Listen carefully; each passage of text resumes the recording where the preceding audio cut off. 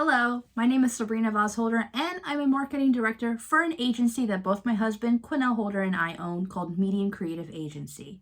So I wanted to talk to you today about how you can make more money with your music releases.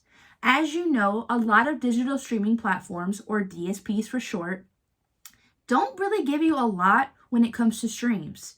And so I have been teaching artists that I work with in the agency and independently on ways that they can create more income with their music releases. So I'm going to give you 3 ways that you can do this. So here's 3 ways that you can be able to monetize from your music more than you are getting from digital streaming platforms. The first way is to create an account on Bandcamp. I'm not an affiliate for Bandcamp, but I have seen how many times Bandcamp has been a huge help to music artists or producers as well, if you're a producer. So what Bandcamp does is they only take a small percentage of the amount of money that you request for your project or single.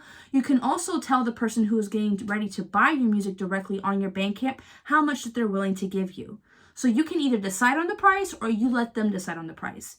Either way, you're getting more income from Bandcamp than Spotify, Apple Music, or Tidal ever would.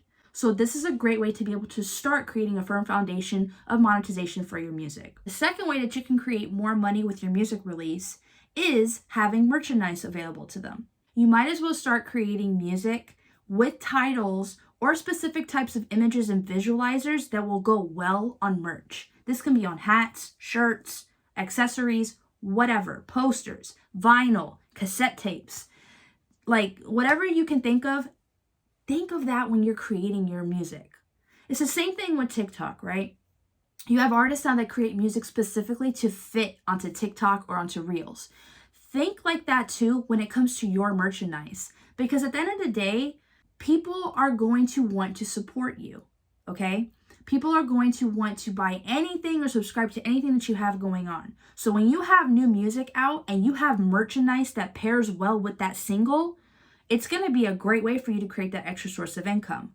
Instead of buying a whole bulk of things, especially if you don't have a budget for this, what you can do is you can do pre-sales. Or whenever you have a pre-save campaign with your music release, you can also give the person the ability to enter into a raffle for free merchandise, okay? And when it comes to merchandise, you want to make sure that it makes sense as well.